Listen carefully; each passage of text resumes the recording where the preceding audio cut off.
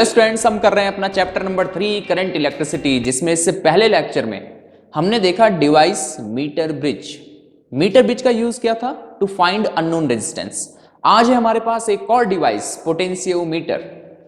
तो आज हम देखने वाले हैं पोटेंशियोमीटर क्या है, क्यों यूज होता है, इसकी एप्लीकेशंस क्या है, बहुत इंपॉर्टेंट है। इससे रिलेटेड 2 प्रैक्टिकल्स हैं हमारे पास क्लास 12 में, तो अच्छे से इसको क्लियर करना। तो पोटेंशियोमीटर क्या है, जैसे इसका नेम से दिख रहा है पोटेंशियल, तो ये डिवाइस पोटेंशियल डिफरेंस को मेजर करने के लिए यूज किया जाता है। तो पहले लिख लेते हैं इसके बारे में। It is used to measure potential difference. Potential difference को मेजर करने के लिए हम यूज करते हैं पोटेंशियोमीटर। ये डिवाइस आपके पास पोटेंशियोमीटर है। ये जो डिवाइस है यह है पोटेंशियोमीटर। इसमें वुडन बेस है, वायर लगी है। वायर कांस्टेंट या मैंगनीज की हो सकती है, जो मेरे पास है उसमें कांस्टेंट की है। क्यों कांस्टेंट या मैंगनीज की लगाते हैं? क्योंकि इनका अल्फा कम होता है, टेम्परेचर कोएफिशिएंट ऑफ रेसिस्टिविटी अगर अल्फा कम है तो इनका रेजिस्टेंस टेम्परेचर के साथ ज्यादा चेंज नहीं होगा। खैर ये कंस्ट्रक्शन आगे आएगा, उसमें भी हम क्लियर करेंगे। तो ये डिवाइस पोटेंशियल डिफरेंस को मेजर करने के लिए है पोटेंशियोमीटर। ठीक सर, अगर पोटेंशियल डिफरेंस मेजर करना है तो हमारे पास वोल्ट मीटर भी तो है, और ये तो छोटा है, कहीं भी लेके जाओ पोटेंशियल डिफरेंस मेजर कर लो, इससे कन्वीनियंट भी है बिल्कुल। ये ज्यादा कन्वीनियंट है पोटेंशियोमीटर से। देखा पोटेंशियोमीटर इतना बड़ा डिवाइस, तो फिर पोटेंशियोमीटर की जरूरत क्या पड़ी? पोटेंशियोमीटर की जरूरत ये पड़ी कि पोटेंशियोमीटर ज्यादा एक्यूरेट है as compared to volt meter. क्यों सर, वो ज्यादा एक्यूरेट क्यों है? तो इसको ऐसे समझिए, पोटेंशियोमीटर नल डिफ्लेक्शन पे बेस्ड है, और नल डिफ्लेक्शन पे बेस्ड जो भी डिवाइस होता है वो ज्यादा एक्यूरेट होता है। जैसा मैंने इससे पहले लेक्चर में भी बताया था, नल डिफ्लेक्शन पे बेस्ड जो भी इंस्ट्रूमेंट होगा वो ज्यादा एक्यूरेट होगा। पोटेंशियोमीटर भी नल डिफ्लेक्शन पे बेस्ड है तो वो ज्यादा एक्यूरेट होगा। कैसे सर, क्यों, क्या रीजन है इसका? समझा रहा हूं, पहले लिख लेते हैं। पहले लिखते हैं, it is based on null deflection method. Null deflection, zero current, null deflection method, hence it is more accurate than voltmeter। ये वोल्टमीटर से ज्यादा एक्यूरेट है क्योंकि ये नल डिफ्लेक्शन पे बेस्ड है। कैसे सर? तो इसको ऐसे समझो, यहां पे हमारे पास एक रेजिस्टर है सपोज 20 ओम का, और करंट आ रहा है यहां से 10 एम्पियर। इसके अक्रॉस पोटेंशियल डिफरेंस कितना होगा? तो रियलिटी में इसके अक्रॉस पोटेंशियल डिफरेंस होगा V equal to I R, मतलब 200 वोल्ट। 200 वोल्ट इसके अक्रॉस पोटेंशियल डिफरेंस है। ठीक है, हमने 200 वोल्ट को मेजर करने के लिए यहां पे वोल्ट मीटर लगाया। ये वोल्ट मीटर, इससे कुछ करंट पास होगा, भले ही वो कम होता है, कम करंट पास होता है वोल्ट मीटर से, लेकिन कुछ तो करंट पास होगा। सपोज 0.1 एम्पियर करंट इससे पास हो रहा है। अब रजिस्टर से कितना करंट पास होगा? 9.9 एम्पियर। 10 एम्पियर करंट आ रहा था, 0.1 वोल्ट मीटर से गया, इससे कितना पास हुआ? 9.9। तो अब ये कितना मेजर करेगा? अब ये मेजर करेगा 9.9 into 20, V equal to I R. 9.9 into 20 means 198 volt. हमने 200 वोल्ट को मेजर करने के लिए वोल्ट मीटर लगाया और उसने मेजर किया 198 वोल्ट। क्या ये एक्यूरेट है? नहीं। अगर हम यहां पोटेंशियोमीटर लगा दें, क्योंकि वो नल डिफ्लेक्शन पे बेस्ड है, उसको काम करने के लिए करंट नहीं चाहिए, उसको वर्क करने के लिए करंट नहीं चाहिए, तो वो करंट नहीं लेगा। यहां से करंट नहीं लेगा तो वो ज्यादा एक्यूरेट वैल्यू मेजर करेगा। समझ गए? तो एक बार फिर से, पोटेंशियोमीटर पोटेंशियल डिफरेंस को मेजर करने के लिए यूज किया जाता है, और ये ज्यादा एक्यूरेट है as compare to volt meter, क्योंकि ये नल डिफ्लेक्शन पे बेस्ड है, करंट नहीं लेगा। वोल्ट मीटर को वर्क करने के लिए करंट चाहिए, कुछ करंट लेता है।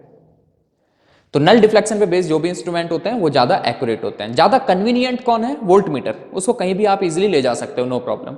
लेकिन एक्यूरेट कौन है ज्यादा? पोटेंशियोमीटर। समझ गए? ठीक है, अब इसका प्रिंसिपल देखते हैं, फिर इसकी वर्किंग आपको समझ में आ जाएगी। प्रिंसिपल ऑफ पोटेंशियोमीटर, क्या प्रिंसिपल है इसका? तो पहले लिखते हैं फिर समझेंगे। When a constant current is passed, when a constant current is passed through a wire through a uniform wire,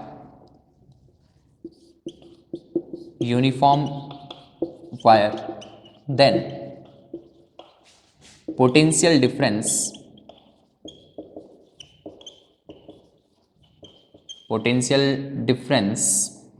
across any portion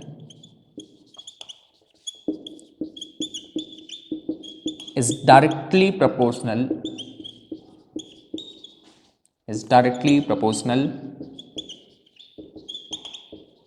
to the length of that portion। Sir ये कैसा प्रिंसिपल है, बड़ा भयानक हो गया ये तो।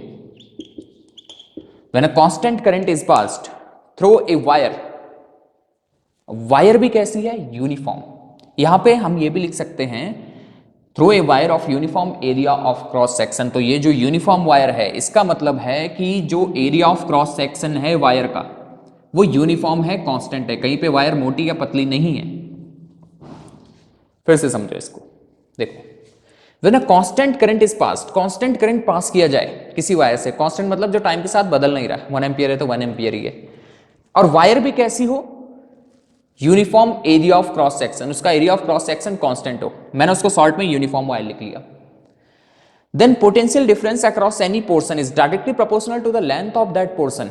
कैसे आया सर, इसके पीछे लॉजिक क्या है, तो ये ऐसे समझिए, as we know that V equal to I R, V is equal to I, R को हम लिख सकते हैं rho L upon A, R को ये लिख सकते हैं रो एल अपॉन ए, ठीक है। कांस्टेंट करंट पास किया जाए through a wire of uniform area of cross section, मतलब आई कांस्टेंट हो, ए कांस्टेंट हो। अब कोई वायर है उसका मटेरियल तो एक जैसा रहेगा, मतलब रो भी कांस्टेंट रहेगा, तो I constant, A constant, rho constant, इसका meaning V directly proportional to L, यही तो है। अगर आई, यही तो प्रिंसिपल है, आई कांस्टेंट हो, यूनिफॉर्म वायर हो, मतलब ए कांस्टेंट हो, तो V directly proportional to L, potential difference across any portion is directly proportional to the length of that portion. ये प्रिंसिपल है पोटेंशियोमीटर का, ठीक। अभी जब इसके एप्लीकेशंस आएंगे तो फिर ये प्रिंसिपल क्लियर होगा, बट प्रिंसिपल अभी समझिए, कांस्टेंट करंट हो, यूनिफॉर्म वायर हो, ए कांस्टेंट हो, तो V directly proportional to L, ठीक है। अच्छा अभी देखो मैं इसको ऐसे लिख सकता हूं, V upon L equal to I rho upon A, I constant, A constant, rho constant, इसका मतलब V upon L is equal to constant K, इस कांस्टेंट को हमने K बोला, और V upon L potential per unit length, potential per unit length, इसको कहते हैं potential gradient, potential per unit length को क्या कहते हैं, पोटेंशियल ग्रेडियंट, और इसको डिनोट करते हैं K से, कहीं कहीं फाई से डिनोट करते हैं, लेकिन मैं यहां पे डिनोट कर रहा हूं K से। तो potential gradient is potential per unit length and it is denoted by K which is constant if I is constant and area is constant. Clear, ठीक है, समझ में आ गया। चलिए ये क्लियर हुआ, तो फिर से पोटेंशियल ग्रेडियंट इंपॉर्टेंट है, इसकी जरूरत पड़ेगी आगे। Potential gradient is potential per unit length denoted by K, ठीक हो गया। तो एक बार फिर से समरी देख लेते हैं। पोटेंशियोमीटर क्या है, एक ऐसा डिवाइस जो पोटेंशियल डिफरेंस को मेजर करने के लिए यूज किया जाता है। किस पे बेस्ड है, नल डिफ्लेक्शन पे बेस्ड है, तो ज्यादा एक्यूरेट होता है as compare to voltmeter. Principle क्या है, when a constant current is passed through a wire of uniform area of cross section, जिसको मैंने शॉर्ट में यूनिफॉर्म वायर लिख लिया, then potential difference across any portion is directly proportional to the length of that portion. Clear है, और इसके पीछे क्या लॉजिक था ये मैंने आपको समझा दिया। यहां पे इंपॉर्टेंट टर्म है potential gradient which is potential per unit length, V upon L, और ये कांस्टेंट रहेगा, अगर I कांस्टेंट है, A कांस्टेंट है, तो ये कांस्टेंट रहेगा, ठीक है। अब इसका कंस्ट्रक्शन देखते हैं, क्या क्या होता है पोटेंशियोमीटर में, इंपॉर्टेंट डिवाइस है। तो अब लिखिए कंस्ट्रक्शन, अब इसका कंस्ट्रक्शन देखते हैं। तो क्या है पोटेंशियोमीटर में, एक वायर होती है, लंबी वायर होती है, कांस्टेंट की या मैंगनीज की, लेकिन उसका area of cross section uniform होना चाहिए। तो लिख लेते हैं पहले, it consist of a long uniform wire, long uniform wire, ठीक है। देखो यह है पोटेंशियोमीटर, वुडन बेस है, लकड़ी का बेस बना हुआ है नीचे, ठीक है। यहां पे ये वायर लगी हुई है, ये लॉन्ग वायर है, देखो यहां से ये वायर देखिए, ये यहां से घूम के यहां से नीचे, फिर यहां से इधर, और ये ऐसे, ये वायर किसकी है? कांस्टेंटन की या मैंगनीन की यूज करते हैं। यहां पे जो मेरे पास पोटेंशियोमीटर है ये कांस्टेंटन की इसमें यूज की जा रही है। ठीक, तो वुडन बेस वायर लगी हुई है। इस वायर को ऐसे घुमाने के लिए यहां पे ये कनेक्शन बनाने के लिए हमने थिक मेटल स्ट्रिप्स यूज की हैं। ठीक है, देखो थोड़ा थिक क्यों? थिक क्यों? क्योंकि एरिया ज्यादा रखने से, थिक करने से, एरिया ज्यादा रखने से रेजिस्टेंस कम हो जाएगा और हमें इनका रेजिस्टेंस नहीं चाहिए। तो ये तो कनेक्शन के लिए है, बस ऐसे घुमाने के लिए। तो ये थिक रखी जाती है मेटल स्ट्रिप्स। ठीक हो गया? चलिए तो फिर से वुडन बेस वायर, यहां पे कनेक्शन के लिए थिक मेटल स्ट्रिप्स। दो टर्मिनल इसके हैं, जो वायर के दो टर्मिनल हो गए वही इसके टर्मिनल हैं, एक ये और एक ये इसका टर्मिनल है, ये नीचे और ये दो इसके टर्मिनल है। ठीक हो गया? ऊपर स्केल लगी हुई है देखने के लिए कि नल डिफ्लेक्शन कहां पे आएगा। ये स्केल लगी हुई है। तो यही है बस पोटेंशियोमीटर में, वुडन बेस वायर स्केल दो टर्मिनल, यही पोटेंशियोमीटर है। अच्छा, एक बात इसमें समझिए, यहां पे मेरे पास जो पोटेंशियोमीटर है वो 4 वायर वाला है। 4 वायर, 1 2 3 4, मतलब इसको 4 वायर पोटेंशियोमीटर कहते हैं। वायर एक ही है, इसको घुमाया हुआ है, लेकिन इसके 4 पोर्शंस हैं, 100 सेंटीमीटर ईच। ये 1 मीटर की स्केल है। 10 वायर वाला भी पोटेंशियोमीटर हो सकता है। तो ये पोटेंशियोमीटर का कंस्ट्रक्शन आप समझ गए। आपने देख लिया, लिखने की जरूरत नहीं है, आप अपने आप लिख सकते हैं इसका।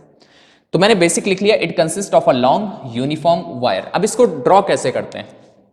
हमारे पास ये वायर है पोटेंशियोमीटर की, ये इसके दो टर्मिनल हो गए। एक टर्मिनल ये है ए, सपोज ये वायर को यहां से घुमाया हुआ है, लेकिन यहां पे कनेक्शन के लिए हमने थिक मेटल स्ट्रिप्स यूज की हैं। ऐसे मैं यही वाला पोटेंशियोमीटर ड्रॉ कर रहा हूं जिसमें हमारे पास 4 पोर्शंस हैं, 4 वायर पोटेंशियोमीटर। ये हो गया और ये इसका दूसरा टर्मिनल हो गया, ए एंड बी। ठीक है, ये कंस्ट्रक्शन, यही पोटेंशियोमीटर है। वुडन बेस बना दो। अच्छा, इसमें यूज करते हैं हम ड्राइवर सेल, मेन बैटरी। ऐसे जब आगे एप्लीकेशंस देखेंगे फिर समझ में आएगा इसका क्या रोल है।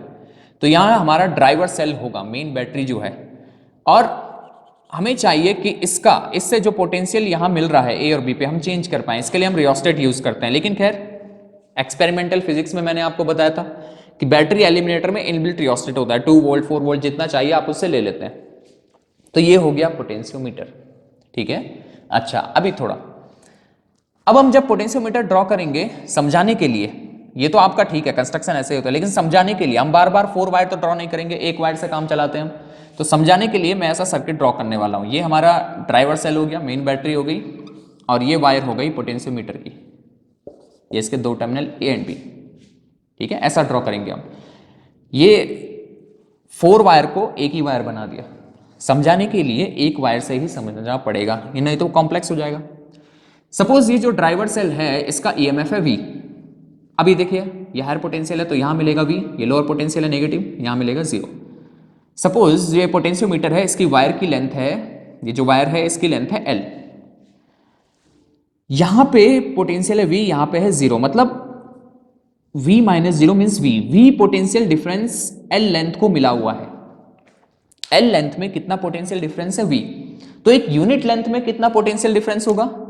Potential per unit length V upon L, और इस V अपॉन L को क्या कहते हैं? Potential gradient. और अगर I कांस्टेंट है, A कांस्टेंट है, तो ये कांस्टेंट रहेगा। इसका मतलब अगर यहां 1 सेंटीमीटर में 2 वोल्ट पोटेंशियल डिफरेंस है, तो नेक्स्ट 1 सेंटीमीटर में भी 2 वोल्ट पोटेंशियल डिफरेंस होगा। पोटेंशियल पर यूनिट लेंथ ये कांस्टेंट रहना है, तो अगर 1 सेंटीमीटर में 2 वोल्ट पोटेंशियल डिफरेंस है तो नेक्स्ट 1 सेंटीमीटर में 2 वोल्ट, नेक्स्ट 1 सेंटीमीटर में 2 वोल्ट, नेक्स्ट 1 सेंटीमीटर में 2 वोल्ट। ठीक, फिर से समझो, फिर से समझो। V पोटेंशियल डिफरेंस मेंटेन हुआ है L लेंथ में, V potential difference L length में, तो पोटेंशियल पर यूनिट लेंथ कितना हो जाएगा? V upon L। ठीक है, अब मैंने बोला आपको यहां पे कितना पोटेंशियल है बताओ, लेंथ L1 में कितना पोटेंशियल है बताओ। ठीक है, तो हम कैसे करेंगे? हमने कहा पोटेंशियल पर यूनिट लेंथ है V अपॉन L, तो L1 लेंथ में कितना पोटेंशियल होगा? Potential per unit length is V upon L, L1 length में होगा V upon L into L1, यहां पे इतना पोटेंशियल होगा, potential per unit length into length of that portion. Clear हुआ? ये बात समझ गए? ठीक है, चलिए ये था इसका कंस्ट्रक्शन। अब आगे चलते हैं, अब देखते हैं एप्लीकेशंस पोटेंशियोमीटर की। अब आएंगी एप्लीकेशंस, 3 एप्लीकेशंस आएंगी। जिनमें से सेकंड और थर्ड एप्लीकेशन आपके पास प्रैक्टिकल है, क्लास 12th में प्रैक्टिकल है सेकंड और थर्ड एप्लीकेशन। ठीक है, तो लिखिए अब एप्लीकेशंस ऑफ पोटेंशियोमीटर। इसके क्या एप्लीकेशंस हैं? First application, to measure EMF of a cell. Cell का ईएमएफ मेजर करने के लिए हम पोटेंशियोमीटर का यूज करते हैं। कैसे कैसे कैसे सर? देखो यहां पे हमारे पास ये आया ड्राइवर सेल, मेन बैटरी जो है, और ये हमारे पास पोटेंशियोमीटर की वायर, दो टर्मिनल ए बी, इसकी लेंथ है सपोज एल, ठीक, और ये हमारे पास ईएमएफ है ड्राइवर सेल का भी। ठीक है, अब जिस सेल का हमें ईएमएफ मेजर करना है, जिस सेल का मेजर करना है वो यहां कनेक्ट कर दो। जो ड्राइवर सेल है वो तो रहेगा, ये ड्राइवर सेल है, ये रहेगा ही रहेगा, ड्राइवर सेल वहां हमेशा रहेगा पोटेंशियोमीटर में। जिस सेल का ईएमएफ मेजर करना है उसको यहां लगा दो, नेगेटिव से इसके नेगेटिव से उसका नेगेटिव आना चाहिए, ये लग गया। इस सेल का ईएमएफ ई है, ये मेजर करना है, इसका इंटरनल रेजिस्टेंस है सपोज आर। ये फिर हम गैल्वेनोमीटर से कनेक्ट करते हैं और गैल्वेनोमीटर का दूसरा टर्मिनल जॉकी से, जिससे हम यहाँ null point balance point find करते हैं। तो ये हो गया। ठीक है, कैसे करेंगे कैसे करेंगे कैसे करेंगे? देखो अच्छा, इससे पहले ये समझो नेगेटिव से नेगेटिव ही क्यों कनेक्ट किया, तो इसको यहां पे समझिए। यहां से आपको बेसिक फंक्शन समझ आ जाएगा पोटेंशियोमीटर का। यहां पे हमारे पास एक सेल है सपोज 4 वोल्ट का, और यहां पे एक और सेल है जिसका ईएमएफ है ई। यहां पे हमने गैल्वेनोमीटर लगा दिया, इसका 4 वोल्ट ईएमएफ, इसका ईएमएफ ई, यहां पे गैल्वेनोमीटर लगाया। हम देख रहे हैं कि गैल्वेनोमीटर जीरो डिफ्लेक्शन शो कर रहा है। जीरो डिफ्लेक्शन मतलब यहां करंट नहीं है इस सर्किट में। ऐसा कैसे हो सकता है कि करंट नहीं है जबकि सेल लगे हुए हैं? तो ये वाला करंट कहां सेंड करेगा? Outside the cell, positive to negative, ऐसे। ये वाला कहां सेंड करेगा? Outside the cell, positive to negative, ऐसे। तो दोनों ने करंट अपोजिट भेजा, मतलब करंट सब्ट्रैक्ट होगा, कम होगा। गैल्वेनोमीटर जीरो डिफ्लेक्शन पे है, मतलब करंट हो गया जीरो। क्यों करंट जीरो हो गया होगा? मतलब जो करंट ये भेज रहा है उसके अपोजिट में ये करंट, ये वाला सेल भी उतना ही करंट भेज रहा है। जितना करंट ये 4 वोल्ट वाला इधर भेज रहा है, ये ईएमएफ ई वाला सेल उतना ही करंट इधर भेज रहा है। इसका मतलब अगर ये 4 वोल्ट इसका ईएमएफ है तो इसका भी कितना होगा? 4 वोल्ट। पता चल गया ना हमें? तभी तो एक जैसा करंट भेज रहे हैं और अपोजिट में है, तो नेट करंट जीरो हो जाएगा, गैल्वेनोमीटर जीरो डिफ्लेक्शन शो कर रहा है। समझ गए? ठीक है। अच्छा, अभी इसको ऐसे भी समझो। यहां पे हमने 6 वोल्ट का सेल लगाया, हम देख रहे हैं गैल्वेनोमीटर जीरो डिफ्लेक्शन दे रहा है, इसका मतलब इसका ईएमएफ भी कितना है? 6 वोल्ट। ठीक है, ये तभी होगा दो एक जैसे ईएमएफ के सेल अगर सर्किट में लगे और ऐसे सर्किट में लगे और जीरो डिफ्लेक्शन आया, वो तभी पॉसिबल है जब ये वाला करंट इधर सेंड कर रहा हो, ये वाला करंट इधर सेंड कर रहा हो, मतलब अपोजिट डायरेक्शन में करंट सेंड कर रहा हो, मतलब इसका नेगेटिव इसके नेगेटिव से लगा हो। तो आप समझ गए होंगे यहां पे भी नल डिफ्लेक्शन लाना है तो इसके नेगेटिव से इसके नेगेटिव को ही लगना है। अगर यहां पे इसके नेगेटिव से इसका पॉजिटिव लग जाए तो क्या अब जीरो डिफ्लेक्शन आएगा? नल डिफ्लेक्शन आएगा। देखो ये वाला करंट इधर सेंड करेगा, ये वाला ये भी इधर ही करेगा, दोनों सेम डायरेक्शन में कर रहे हैं, ये वाला इधर ये वाला इधर, क्लॉकवाइज कर रहे हैं दोनों। तो क्या अब यहां पे जीरो डिफ्लेक्शन देगा गैल्वेनोमीटर? बिल्कुल नहीं, जीरो डिफ्लेक्शन नहीं देगा। ठीक है, क्योंकि दोनों का करंट सेम डायरेक्शन में है, करंट ऐड हो जाएगा, इंक्रीज हो जाएगा। समझ गए? तो बेसिक यही फंक्शन है पोटेंशियोमीटर का, नेगेटिव से नेगेटिव ही लगना है। तो ये हमारा ड्राइवर सेल हो गया, ये रहेगा लगा हुआ, और जिस सेल का ईएमएफ हमें मेजर करना है वो हमने ऐसे लगा दिया, नेगेटिव से नेगेटिव, इसका ध्यान रखना है। ठीक, ये गैल्वेनोमीटर से, गैल्वेनोमीटर का दूसरा टर्मिनल जॉकी से। प्रैक्टिकल भी करना है हमने इसका, तो फिर समझ में आ जाएगा। चलो ठीक है, अब देखो कैसे मेजर करना है, कैसे मेजर करना है। सपोज हमने देखा कि नल पॉइंट यहां पे आ रहा है। नल पॉइंट मतलब जब गैल्वेनोमीटर जीरो डिफ्लेक्शन दे रहा है यहां पे मतलब लेंथ है, बैलेंसिंग लेंथ है L1। बैलेंसिंग लेंथ कितनी है? L1।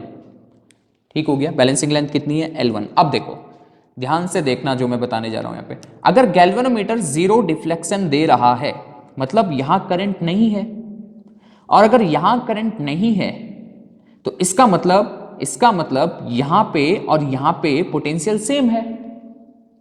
जब पोटेंशियल सेम होगा, जब पोटेंशियल सेम होगा तो करंट फ्लो नहीं कर रहा होगा और गैल्वेनोमीटर जीरो डिफ्लेक्शन दे रहा होगा।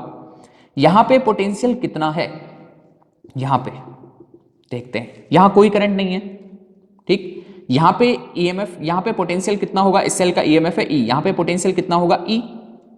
देखो फिर से, यहां पोटेंशियल कितना होगा, ये जो ड्राइवर सेल है इसका ईएमएफ वी है, तो यहां कितना पोटेंशियल होगा, यहां पे जीरो, लोअर पोटेंशियल जीरो, इसका जीरो, तो यहां पे कितना होगा, ई होगा। यहां पे ई है क्योंकि करंट नहीं है, जब बैलेंस पॉइंट आ जाएगा तो इस ब्रांच में करंट नहीं है, तो यहां पे पोटेंशियल ड्रॉप नहीं होगा। करंट होता तो ड्रॉप हो जाता ना, ई माइनस आई आर होता है, यहां पे ई यहां पे है, यहां पे आई आर ड्रॉप हो जाता तो यहां मिलता ई माइनस आई आर, लेकिन करंट नहीं है, करंट नहीं है तो यहां पे भी कितना होगा, ई। अब यहां पे ई है, इसका मतलब यहां पे भी पोटेंशियल किसके इक्वल होगा, ई के इक्वल, तभी तो गैल्वेनोमीटर जीरो डिफ्लेक्शन दे रहा है बैलेंस पॉइंट आने पे, समझ गए, ठीक है। अब यहां पे कितना पोटेंशियल होगा वो देखते हैं। यहां पे कितना पोटेंशियल है, ये जो ड्राइवर सेल है इसका ईएमएफ है वी, यहां पे जीरो है तो यहां कितना होगा वी, यहां कितना होगा वी, यहां पे वी है, यहां आते आते जीरो हो गया। फिर से देखो, यहां पे वी है, यहां आते आते जीरो हो गया, तो यहां वी से कम होगा, कम होगा, कम होगा, कम होगा, यहां पे कितना होगा, और जो यहां पे होगा वो ई के इक्वल होगा।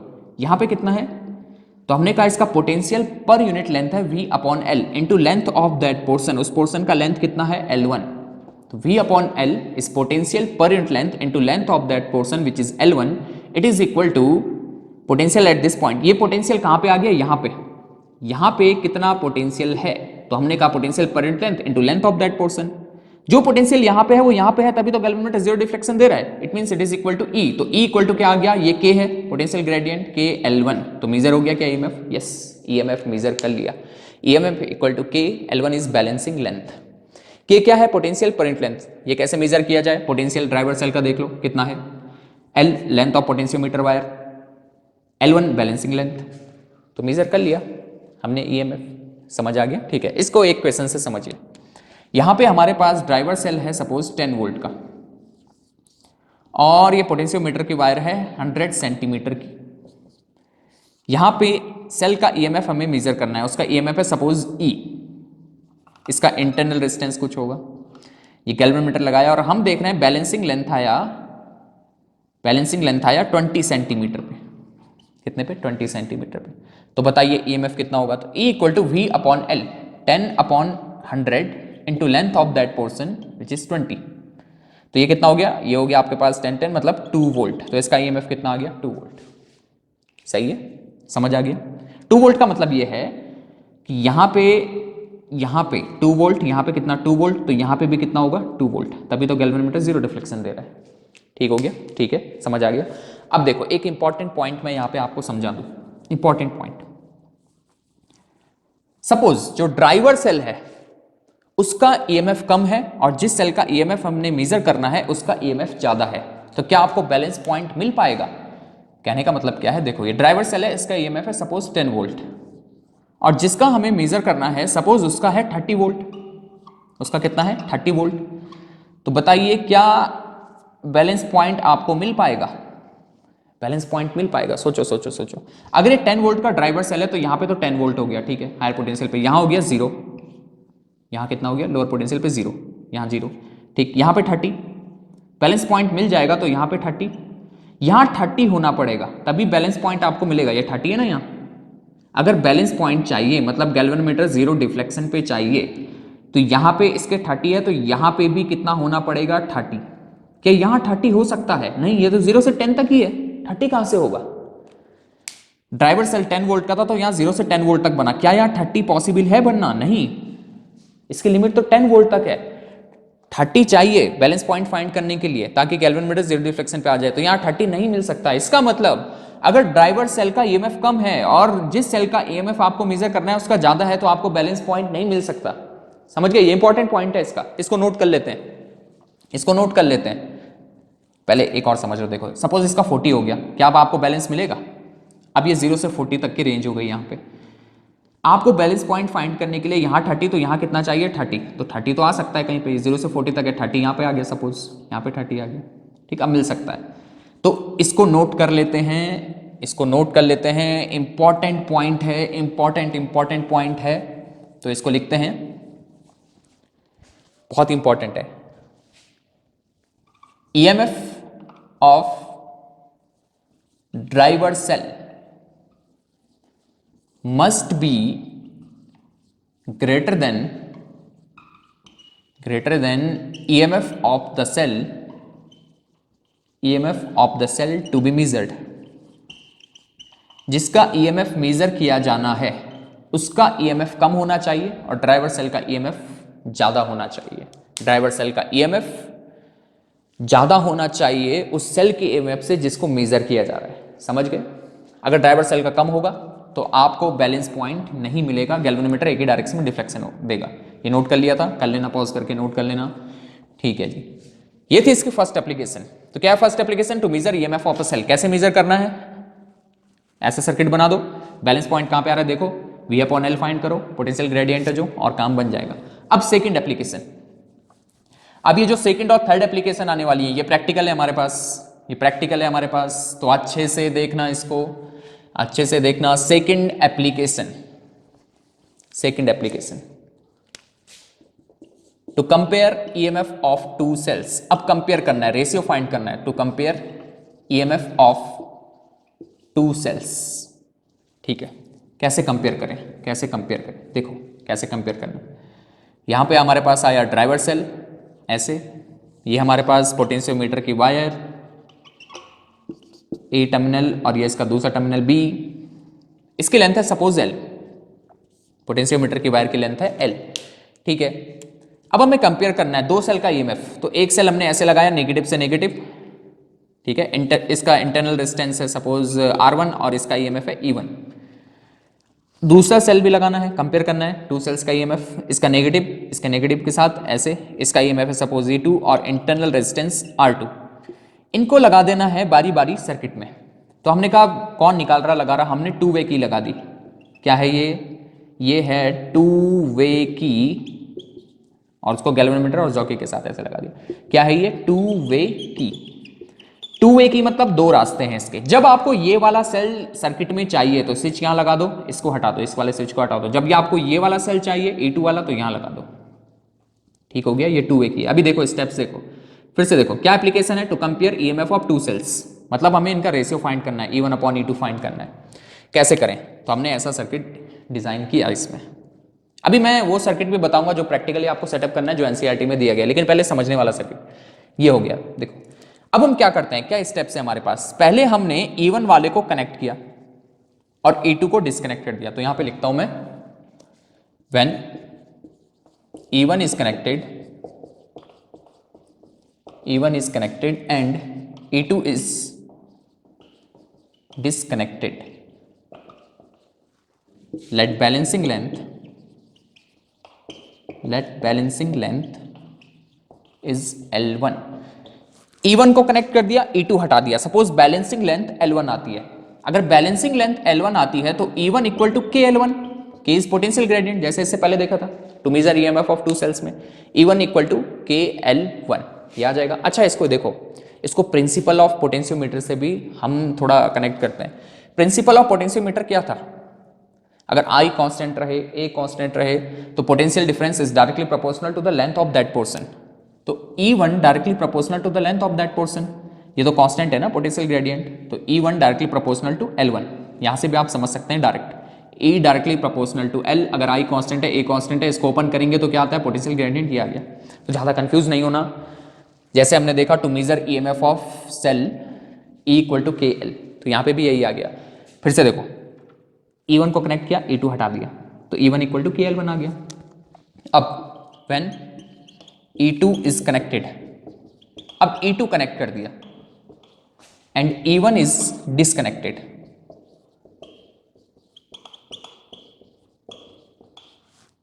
E2 कनेक्ट कर दिया और E1 को हटा दिया, E2 कनेक्ट कर दिया और E1 को हटा दिया। अब बैलेंसिंग लेंथ कुछ और आएगी। सपोज बैलेंसिंग लेंथ L2 आती है, तो क्या होगा? E2 इक्वल टू KL2, सही है, ठीक है, पोटेंशियल ग्रेडियंट तो K ही रहेगा। नाउ E1 अपॉन E2 कर दो, E1 upon E2, E1 upon E2 equal to K upon K तो गया, मीन्स L1 अपॉन L2, बस हो गया। यही कंपेयर ही करना था, रेशियो फाइंड करना था। तो E1 upon E2 equal to L1 upon L2। अब आपने प्रैक्टिकल कैसे करना है, प्रैक्टिकल के लिए सर्किट बता देता हूं जो एनसीईआरटी में भी दिया गया वो वाला सर्किट, ठीक है, देखें उसको। चलो यहां पे हमारे पास रियोस्टेट लगाया हमने ड्राइवर सेल के साथ, ड्राइवर सेल, ये ड्राइवर सेल आ गया हमारा, ये आ गया ड्राइवर सेल और इसके साथ रियोस्टेट। बैटरी एलिमिनेटर में इनबिल्ट रियोस्टेट होता है, ठीक। ये हमारे पास दो terminal A and B, 4 wire वाला ही बनाऊंगा यहाँ पे। ये हो गया एक पोर्शन वायर का, ये कनेक्शन के लिए थिक मेटल स्ट्रिप, ये दूसरा portion, third portion and this is fourth, ठीक। ये हो गया। अब देखिए प्लस आ रहा है तो यहां से सेल का प्लस ही करना है, जिन सेल को कंपेयर करना है E1 and this is suppose E2, ठीक। यहां से इनको कनेक्ट कर दिया टू वे की के साथ और इसको कनेक्ट कर दिया गैल्वेनोमीटर जिसको जॉकी के साथ। ये हो गया बस कनेक्शन, ऐसा ही बनाना है। यहां पे प्रैक्टिकल में जो आपको सेल मिलेंगे, दो सेल मिलेंगे, एक मिलेगा लेक्लान सेल, एक मिलेगा डैनियल सेल। वो बनाना भी बताऊंगा आपको कि लेक्लान सेल डैनियल सेल कैसे बनाते हैं, बड़ा इंटरेस्टिंग रहेगा वो भी बताएंगे। तो उनका ईएमएफ आपको कंपेयर करने को मिलेगा, लेक्लान सेल डैनियल सेल का। अब आपको करना क्या है, कुछ नहीं करना है, ये बना दिया, इसके बाद ये वाला कनेक्ट कर दो, चाहे तो पहले ये वाला कर दो, E1 वाला, कोई भी पहले कर सकते हैं, ये कर दिया। हमने देखा बैलेंसिंग लेंथ आई L1 नोट कर ली, फिर हमने ये हटा के ये वाला कनेक्ट कर दिया E2 वाला, बैलेंसिंग लेंथ आई L2, ऐसी 2-3 रीडिंग ले ली, E1 अपॉन E2 फाइंड कर दिया, हो जाएगा, कंपैरिजन हो जाएगा। E1 upon E2 equal to L1 upon L2, यही फॉर्मूला है, कंपेयर हो गया, ठीक। जैसे सपोज आपके पास पहले आपने E1 कनेक्ट किया, बैलेंसिंग लेंथ आई 120 सेंटीमीटर, अब आपने E2 कनेक्ट किया, बैलेंसिंग लेंथ आई 60 सेंटीमीटर, L1 120 L2 60, तो E1 अपॉन E2 किसके इक्वल हो गया, 120 अपॉन 60 मीन्स 2 अपॉन 1, मतलब E1 ratio E2 equal to 2 ratio 1, 2 ratio 1 आ गया। बस ऐसे ही कंपेयर कर लेना है, समझ में आ गया। चलिए ये थी सेकंड एप्लीकेशन। अब बात करते हैं थर्ड एप्लीकेशन की। Third application to measure internal resistance of a cell, इसका भी प्रैक्टिकल है आपके पास। तो हमने इसमें अभी तक दो एप्लीकेशन देखी, to measure EMF of a cell and to compare EMF of two cells, measure करना, कंपेयर करना। अब है आपके पास third application, internal resistance measure करना, सेल का इंटरनल रेजिस्टेंस मेजर करना। तो सेल का इंटरनल रेजिस्टेंस आप कैसे मेजर कर सकते हैं, पोटेंशियोमीटर से। चलो उसको देखते हैं। Third, to measure internal resistance of a cell, कैसे मेजर करेंगे, पहले समझाने वाला सर्किट देखो। यहां पे आया हमारे पास ड्राइवर सेल, ये तो रहेगा ही रहेगा, ड्राइवर तो रहेगा, ड्राइवर के बिना गाड़ी कहां चलती है ना कोई तो ड्राइवर होना चाहिए अगर गाड़ी चलानी है। सपोज इसका ईएमएफ है V, ये हमारे पास पोटेंशियोमीटर की वायर, दो टर्मिनल AB, इसका लेंथ है सपोज L। अब जिस सेल का हमने इंटरनल रेजिस्टेंस फाइंड करना है उसका नेगेटिव हमने इसके नेगेटिव से लगा दिया ऐसे। इस सेल का इंटरनल रेजिस्टेंस है सपोज R और ईएमएफ है E, ये R फाइंड करना है हमें। तो हमने क्या किया, इसके पैरेलल में रेजिस्टेंस लगा दिया, रेजिस्टेंस हम रेजिस्टेंस बॉक्स से ले लेंगे और इसके साथ एक की लगा दी। ये की का बड़ा रोल है जो यहां पे लगाएंगे, ये की जो है ये बहुत इंपॉर्टेंट है। यहां पे जो ये की है रेजिस्टेंस बॉक्स के साथ लगी हुई, this is very very very important. ऐसे लगा दिया और यहां से गैल्वेनोमीटर एंड देन विद चॉकी, ऐसे समझ गए, ठीक है। पहले ये समझाने वाला सर्किट, फिर जो आपको सेटअप करना है वो समझाऊंगा 4 वायर वाले के साथ, ठीक है। ये समझ गए, सर्किट समझ गए। ड्राइवर सेल, ये हमारा सेल जिसका इंटरनल रेजिस्टेंस R मेजर करना है, नेगेटिव से नेगेटिव, और इसके पैरेलल में रेजिस्टेंस बॉक्स लगा दिया। कंपैरिजन करने के लिए इससे पहले दूसरा सेल भी लगा रहे थे, लेकिन यहाँ पे कंपैरिजन नहीं करना, इसके साथ पैरेलल में रेजिस्टेंस लगा दिया, रेजिस्टेंस बॉक्स विद की, ठीक। अब स्टेप्स क्या हैं ध्यान से देखना, बहुत इंपॉर्टेंट है, बहुत इंपॉर्टेंट है। स्टेप नंबर 1 क्या करते हैं हम, की को ओपन कर लेते हैं, मतलब इस रेजिस्टेंस बॉक्स को यहां से हटा देते हैं, कट ऑफ कर लेते हैं, की ओपन कर दी, लिख लेते हैं इसको, व्हेन की के इज ओपन, जब की ओपन है, खुली हुई है, let balancing length, suppose balancing length आई L1, की ओपन है, हटा दी, और हमने देखा बैलेंसिंग लेंथ आई L1, बैलेंसिंग लेंथ कितनी आई L1, ठीक है।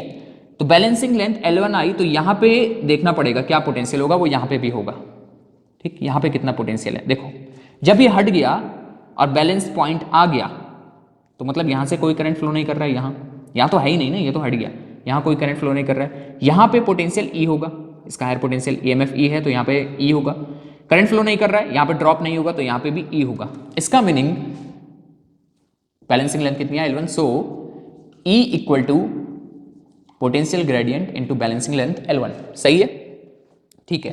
अब सेकंड स्टेप, पहले आपने क्या किया, की हटाया, बैलेंस पॉइंट देखा कहां पे आ रहा है, L1 पे आया तो इक्वल टू के L1, फॉर्मूला बनेगा एक अभी इंटरनल रेजिस्टेंस के लिए, व्हेन K इज क्लोज्ड।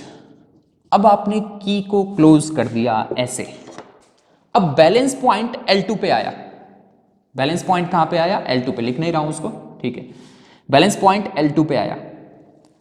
अब देखिए क्या होगा, जब बैलेंस पॉइंट आ गया, यहां पे सपोज बैलेंस पॉइंट आया, यहां पे बैलेंस पॉइंट आ गया तो मतलब यहां कोई करंट फ्लो नहीं कर रहा है, यहां कोई करंट फ्लो नहीं कर रहा है, यहां कोई करंट फ्लो नहीं कर रहा है, लेकिन ये तो पैरेलल में अब कनेक्ट हो गया रेजिस्टेंस बॉक्स, यहां करंट फ्लो कर रहा होगा। ध्यान से देखिए, अगर बैलेंस पॉइंट आ गया की क्लोज करके तो यहां कोई करंट फ्लो नहीं कर रहा, लेकिन यहां कर रहा होगा, यहां करंट फ्लो कर रहा होगा। यहां सपोज आई करंट चल रहा है, कितना चल रहा है, आई करंट। अब देखो यहां पे कितना पोटेंशियल होगा, जब की ओपन थी यहां पे ई आया था, अब यहां पे तो ई होगा। अब करंट रन कर रहा है ऐसे, करंट रन कर रहा है, अगर करंट रन कर रहा है तो यहां ड्रॉप हो जाएगा आई आर यहां ड्रॉप हो जाएगा, तो यहां कितना पहुंचेगा, ई माइनस आई आर। नहीं समझ आया, यहां पे ई है, करंट इधर चल रहा है तो ये प्लस से माइनस गए, तो यहां पे ई है, प्लस से माइनस गए, ई माइनस आई आर, यहां पे कितना होगा, ई माइनस आई आर। इसको थोड़ा बड़ा लिख लेता हूं मैं, यहां पे कितना पोटेंशियल होगा, ई माइनस आई आर, सही है, आई करंट तो यहां चल रहा है, ई माइनस आई आर यहां पे पोटेंशियल होगा, और अगर बैलेंस पॉइंट आ गया तो यहां पे भी कितना होगा, ई माइनस आई आर। तो अब जबकि क्लोज कर दी, E minus I R equal to potential gradient और बैलेंसिंग लेंथ आई सपोज L2, जबकि ओपन थी बैलेंसिंग लेंथ L1 आई, यहां पे पोटेंशियल ई था तो इक्वल टू के L1। जब ये लगा दिया, क्योंकि यहां करंट फ्लो कर रहा है, भले ही बैलेंस पॉइंट में यहां नहीं कर रहा है लेकिन यहां तो कर रहा है, तो यहां पे है E minus I R which is equal to K L2, सही है, समझ में आ गया, ठीक है। अब देखो इन दोनों को डिवाइड कर देते हैं। Now from first and second से डिवाइड कर दो दोनों को, डिवाइड कर दिया, E upon E minus I R equal to K गया L1 अपॉन L2, ऐसा लिख सकते हैं, ठीक है। अब देखिए यहां कितना करंट होगा, यहां कितना करंट होगा, now I equal to total EMF E, यहां I equal to E upon total resistance. Suppose यहां से रेजिस्टेंस हम आर दे रहे हैं, रेजिस्टेंस बॉक्स से हम रेजिस्टेंस आर प्रोवाइड कर रहे हैं, कितना रेजिस्टेंस यहां से दे रहे हैं, आर, 5 ओम 10 ओम कुछ भी आर है वो, सपोज जनरल ले लिया। Now I equal to E upon total resistance which is R plus R, सही है, यही तो आई होगा यहाँ, I equal to E upon R plus R. और इसको हम ऐसा भी लिख सकते हैं, ई इक्वल टू, ये यहां चले गया, I R plus I R, equal to I R plus I R. अब ये यहां रख लिया, देखो इसको हम इंटरनल रेजिस्टेंस फाइंड करने जा रहे हैं, small r, E equal to यहां रख लिया जो भी आया यहां, तो ये हो जाएगा I R plus I R upon I R plus I R minus I R equal to L1 upon L2। क्या कुछ कैंसिल हो रहा है, यस ये कैंसिल हो रहा है, तो I R plus I R upon I R equal to L1 upon L2। अब ये अलग अलग कर लिया, I R upon I R 1 plus I R upon I R, I गया R upon R equal to L1 upon L2। ये 1 को मैं यहां ले गया तो L1 अपॉन L2 माइनस 1, तो R किसके इक्वल आ जाएगा, ये आ जाएगा L1 upon L2 minus 1 into R. This is the formula for internal resistance of a cell, ये आ गया। L1 क्या है, बैलेंसिंग लेंथ जब की ओपन रहेगी, जब रेजिस्टेंस बॉक्स कनेक्ट नहीं है। L2 क्या है, बैलेंसिंग लेंथ जब की क्लोज कर देंगे, मतलब रेजिस्टेंस बॉक्स काम पे आ गया। R क्या है, कितना रेजिस्टेंस यहां से प्रोवाइड कर रहे हैं, तो ये हो गया R equal to L1 upon L2 minus 1 into are.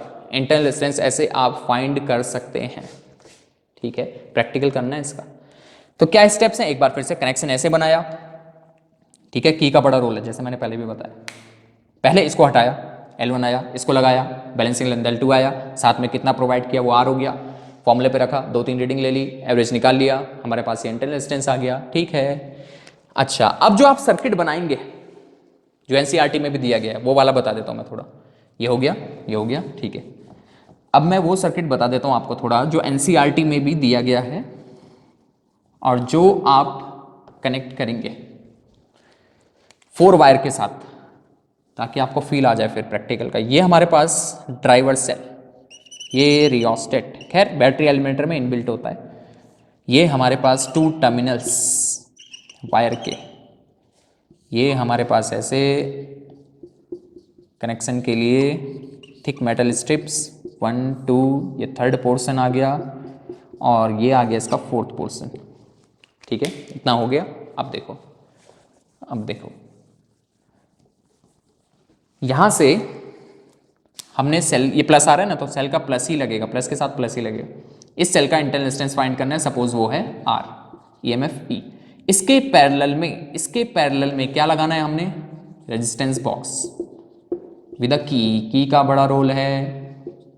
और ये ऐसे हो गया, यहाँ से गैल्वेनोमीटर और इसके साथ ये आ गई जॉकी, जिसको यहाँ टच करेंगे, बस ये है, समझ गए। ऐसा कनेक्शन आपको बनाना है। तो हमने 3 एप्लीकेशंस देखी पोटेंशियोमीटर की। First application to measure EMF of a cell, E equal to KL1। Second to compare EMF of 2 cells, E1 upon E2 equal to L1 upon L2। और third internal resistance of a cell, R is equal to L1 upon L2 minus 1 into R। तो ऐसे ही practice करते रहे। Next lecture में इसके numericals देखेंगे, इसका practical भी करना है। आज के लिए इनफ है, थैंक यू।